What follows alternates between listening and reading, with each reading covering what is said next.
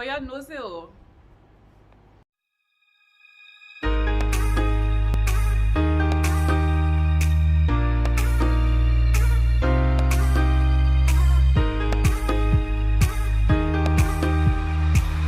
Hello and welcome to my channel. This is a Joy from She Speaks Too. So today I am doing the long-awaited, long-anticipated get to know me, answer your question video.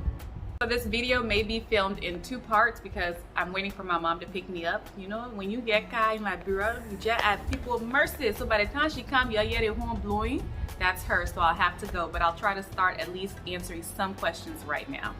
So these questions are not in any particular order. I'm just gonna read the questions. And surprisingly, I think I can answer all the questions. Nobody got personal. All my internet cousins, you guys are so respectful. I love you guys, so let me get started. And I'm not gonna read who the questions are from. So it says, I am new to the channel, so a backstory on what made you go back home. Liberia, how is Liberia different from the States? Suggestions, recommendations for someone considering moving or visiting a country in Africa. So the first thing is, she's new to this channel and what made me go back home to Liberia. How is it different? So I have been in America for a very long time. I first left when I was very young, maybe 3 or 4 years old. I was there for a while. Then I came back for about 3 years, left when I was 13, and I've always just wanted to come back to Liberia. I've always loved being Liberian, and I never quite felt like I fit in America. It's really weird because sometimes my American friends wouldn't know that I was Liberian, but then I still never felt like I fit in. And then when I was around Liberians, sometimes I wasn't Liberian enough for them. So it was kind of like I was always in this weird place, but I always knew in my heart that I was Liberian. I knew that I loved my culture. I knew that I wanted to marry a Liberian, even though I've dated everyone, but I knew that if I wanted to marry a Liberian, I wanted to keep my culture with my children. And nothing's wrong with Liberians who marry Americans, because like I said, I've dated Americans. It just happened that I always I always wanted to settle down, but I could have married an American, I guess. I don't know. But anyway, so, and then I knew when I had children, I wanted to infuse my culture into them. My son came here in 2016 with me. He celebrated his 6th birthday, and my daughter is here with me now. And so I always knew I've always been, despite the bad that we hear about Liberia, I've always been proud of my country. I've been proud of my heritage. I've always, like, behind the scenes, me and my cousins, we always try to master the Liberian English. We don't speak Cerise, even though to other people we're still speaking Cerise. So we always try to master it. I have one cousin who, my mother is Gribble, so he left Liberia when he was a baby, but interestingly enough, he is learning Gribble and can speak it well enough to have a small conversation. So that's a big deal to us. I don't know where this journey being here is going to take me. I do have moments of doubt, like, what are you doing? So I don't know where this journey is going to take me, but I am willing to give it a try. I trust in God and give it a try. All things work out for the good of those who love God and are called according to his purpose. I believe I love God. I believe I'm called according to his purpose. So I just have to trust him and see where this ride takes me. I do believe that there are bigger things in store for me that I don't even know, that God has a purpose for this. I started YouTube doing a review for a show, and then when I came to Liberia in October, I decided to just start, and then my YouTube just started taking off. So I believe there is a purpose. I've met so many good people on YouTube. There are a couple of people that comment. I think there's Yama, Piso, Julia, gosh, and if I don't call your name, please don't get offended. Limu, there are some people that just comment every time, and I get excited. I'm like, these are my girls. My girls are commenting, they're watching me, they're cheering me on. So that's, I know the question was about coming to Liberia, but I just had to throw that in. Okay, so this question had two parts. It said suggestions, recommendations for someone considering moving or visiting a country in Africa. For a woman, I think this question is from a woman. Yeah, it's from a woman. Safety is number one. Safety is paramount. Do your research on the place that you're going. If you're going with friends or people that you know, or you're going to a place where you know people, that's even better. Make sure you have enough cash. Make sure you know the laws so you don't get yourself in trouble. Make sure you know immigration laws. Make sure you know travel laws. And go to a place that has a proven track record of foreigners or Americans going and being safe, and still and you want to have a good time. My daughter's pulling the chair, and you want to have a good time. The time I've been recording, Sienna hasn't been hungry. Now she wants to eat these biscuits that everyone has in their house. Here you go, girl. There's another thing. You want to go somewhere where they have good food.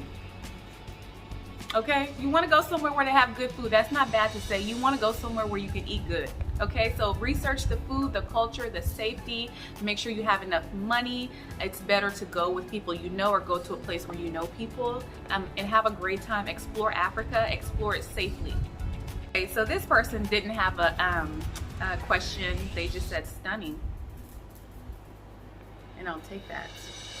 Okay, so this question is, are you living in Liberia full-time now? So currently I am here. I don't like to say full-time because my son is 13 and he's still going to school. So I cannot claim full-time because I have my baby in America. And I'll explain later in another question why he is there. No, I can't claim it really in my soul of souls yet full-time. I just can't, because that's almost like saying I live apart from my son, which technically I do, but I can't, my mother's heart can't say it right now. I just can't say it. And she said, when did you begin planning of the relocating to Liberia? And what would be your source of income in Liberia? Okay, I don't know why I'm laughing. So actually I came here in 2016 for the first time since the Civil War, and I brought my son. That's when he celebrated his 6th birthday, and I wanted to move then. So I was like, you know what? I'm moving back to Liberia. And right when I said that, Ebola hit. That was in 2016, that was 2014, sorry. It was 2014 when I took my son and he was 6. So I came back in 2016, however, to have a birthday party, but yeah, that was 2014. So that put every plan on moving back on pause. So, but it's good that I waited, because if I hadn't waited, I wouldn't have had Sienna, because she was born in what year was she born? It's 2016. She was born in 2016. Gosh. This question has 3 parts. So the third part of this question is, what would be your source of income in Liberia? Ma, you tell me. You're going to high. I'm looking. So I have looked at I've looked at a few places as far as employment, but I just have a feeling that something will work out. I do have a skincare page. It's called Code Skin RN.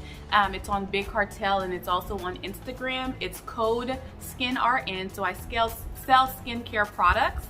My YouTube also just got monetized. But right now, I have invested in the stock market. So I don't have a job, if that's what you're asking. I don't have a job yet. So, okay, this is not a question. It says #2fly, and I'll take the hashtag. And it says, you look divine, my sister. Well, you do too, queen. I'll take that also. Thank you guys for the compliments. You guys are really sweet. Oh, and another, this is not a question. It says beautiful with a heart. Well, thank you. And this is from one of my, Sienna said, let me see, as if she doesn't believe it. This is from my YouTube sisters. So we both started out together reviewing a show called I May Destroy You, and she has gone on to do, her page is Struggle Reviews TV. So if you ever or any show, I mean, she did Coming to America, and that was hilarious. She does reviews, so she continued the path of doing reviews, and then I've kind of gone into the vlog sector. but I will still, if there's a show that comes on or a series that comes on that you guys would like me to review, I could still do that. Because I love talking about shows that are good. I love reality TV. Sometimes the messier the reality TV, the better for me. I know that's bad, but anyway, so she said beautiful. That's my YouTube sister, Struggle Reviews TV. We started off with like 5 subscribers, and now we're both in the thousands, and so that's good. That's good for us. What are some ideas or suggestions? This is another question from another person.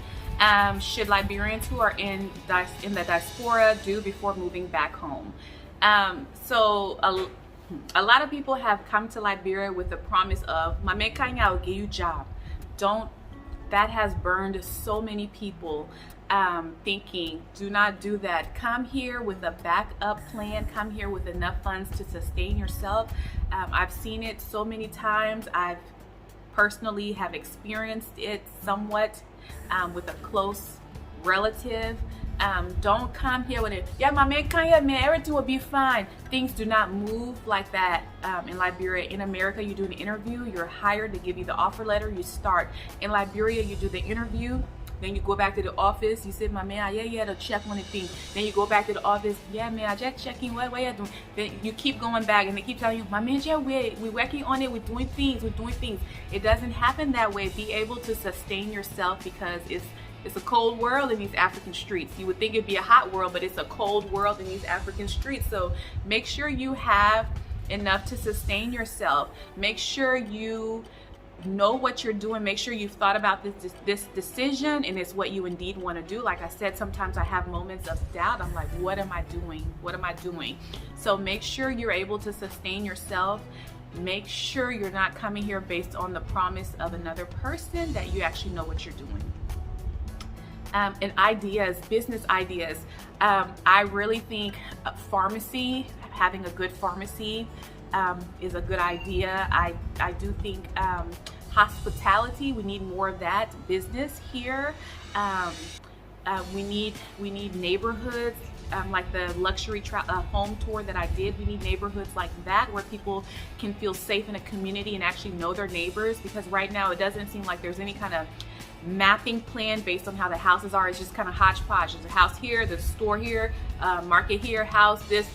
So we do need communities that would encourage people who are used to that in Europe or in the States to come back. And when people come back, they don't take away from the economy, they actually build the economy. We need people, we need expertise, we need doctors, we need lawyers, we need nurses, all to collaborate with their Liberian counterparts to make Liberia great again. I hate to quote Trump, but let's make Liberia great again.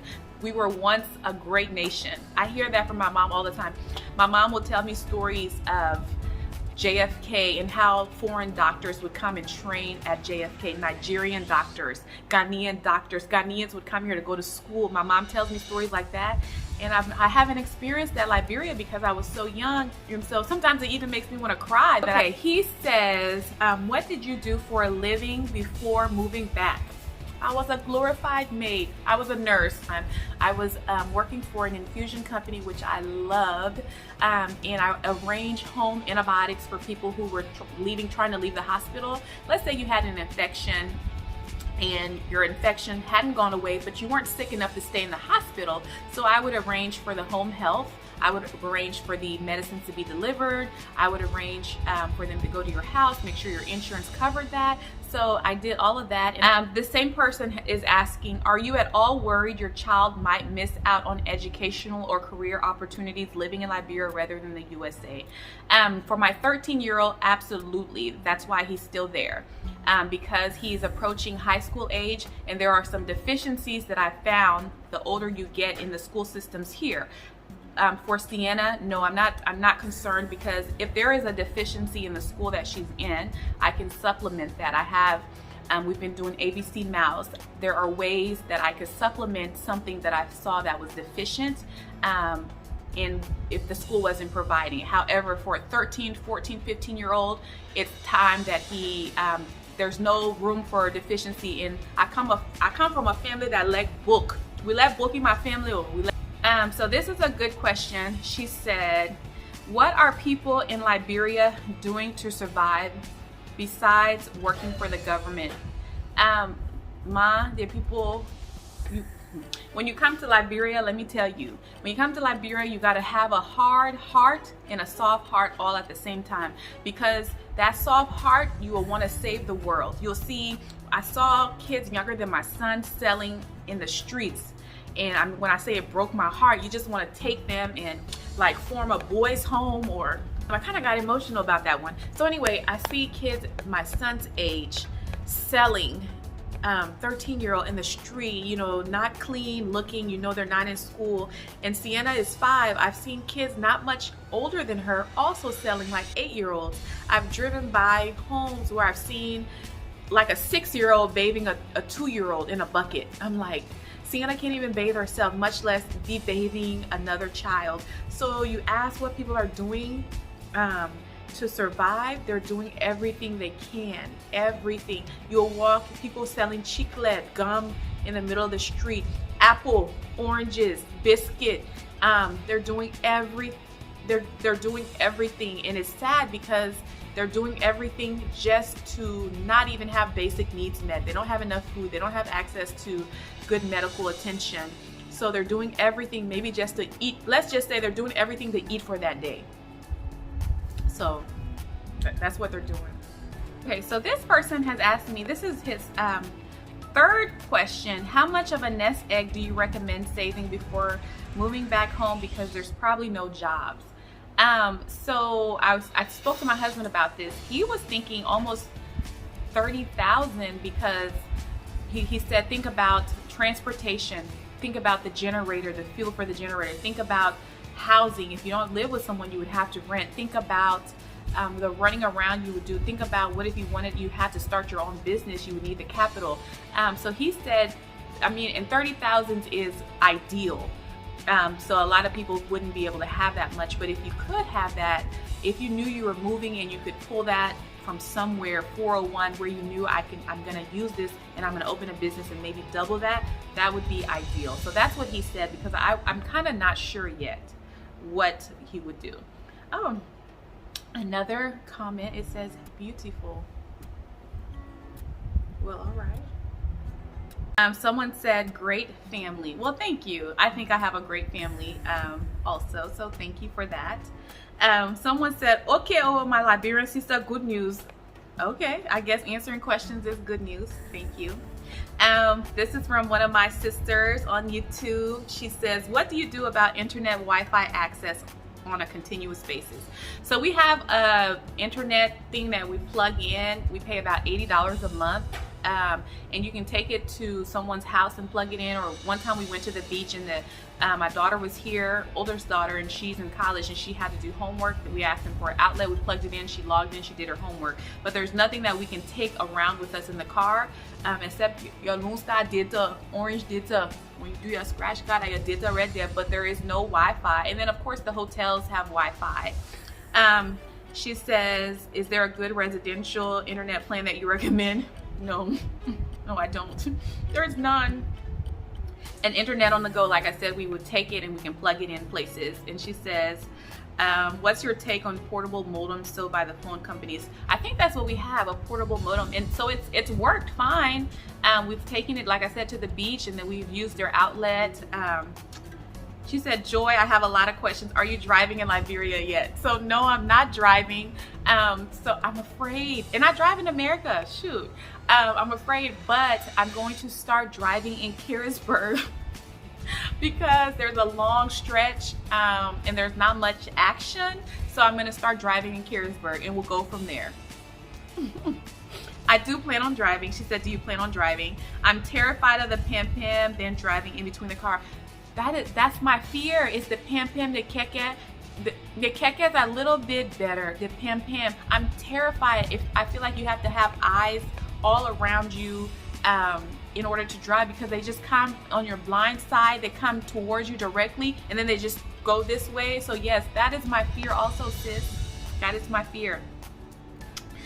Someone said, what? LOL, ask you anything but you may not share. Shaking my head. You are hilarious. Well, thank you. Because I did say you can ask me anything, I may not answer. But thank you for watching. Thank you for even commenting. Your first trip to Liberia, you were complaining about how people kept looking at you. So quick question, are they still looking at you?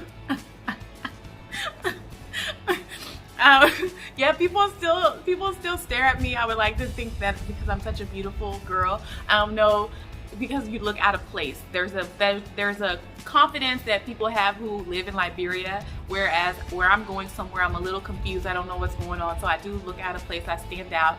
But I feel like I have been blending in a little bit more, because when I first got here, when I went to the grocery store, I must have looked really crazy because everyone would rush to me to try to help me, and it would annoy me. But now they don't do that anymore, and now I want them to help me. So they don't help me anymore, so I must be looking a little bit more local, which is a good thing. So yeah. When will you permanently move to Liberia? I will never claim it as long as I got children in the United States. I can't claim it yet. I can't claim that permanent yet until all my children say they're coming with me, maybe, or I can't claim it yet. I, as a mother, I just can't say I'm permanently here. That means I'm separated. I can't take it. So this is one of my my YouTube sisters. As a young Liberian, what made you want to build in Liberia at this time? I have a house in Texas, and I'll do my American house tour, American luxury house tour. But I always wanted to have a piece of property here where even if I wasn't moving here, where I could stay in there and know this is my place. This is my patch of land on God's green earth on Liberia, always. And at some points, you don't think it's ever going to happen. You don't know when you're gonna have enough money, blah blah blah blah. You don't know, but then you have to. What I've learned building, if you don't start the first step, it will never happen. So start, even if it's just getting the land, even if it's just making some blocks and doing the foundation, and you don't even go back until another year or whatever. Start somewhere. So I always knew I wanted something here, always. And someone said your twin, and I think they were talking about Sienna being my twin. I'll claim that too, even though I think she looks like her. She has her color for me, but then she looks like her dad. All right, so this is a Joy from She Speaks Too. If you didn't ask questions and now you want to ask questions, it's too late. It's too late. You should have asked before I became the big celebrity that I'm going to become. But now, once I become a celebrity, I'm like, tight-lipped. I'm gonna be like Beyonce, and I'm not gonna answer to your questions anymore. So you should have asked. You should have asked when you had. Sienna is laughing. You should have asked when you had the chance. This is Joy from She Speaks Too. Make sure you like, comment, and subscribe, and I will see you later.